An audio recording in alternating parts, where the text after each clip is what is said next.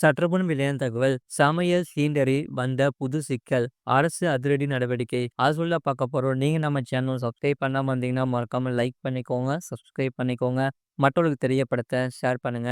உஜ்வாலா திட்டத்தின் கீழ் சமையல் சிலிண்டர் வாங்குவதில் ஏற்பட்ட பிரச்சனைகளை தடுக்க அரசு நடவடிக்கை எடுத்துள்ளது. நாட்டு மக்களுக்கு சுகாதாரமான சமையல் எரிவாயு வசதி கிடைக்க வேண்டும் என்பதற்காக மத்திய அரசு சார்பாக உஜ்வாலா யோஜனா திட்டம் செயல்படுத்தப்பட்டு வருகிறது. இத்திட்டத்தின் கீழ் பெண்களுக்கு இலவசமாக சிலிண்டர் இணைப்புகள் வழங்கப்படுகின்றன.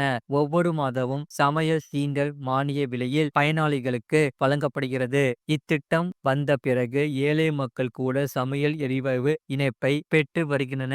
எனினும் இத்திட்டத்தின் கீழ் சில பிரச்சனைகளையும் சிரமங்களையும் பயனாளிகள் சந்திக்கின்றன.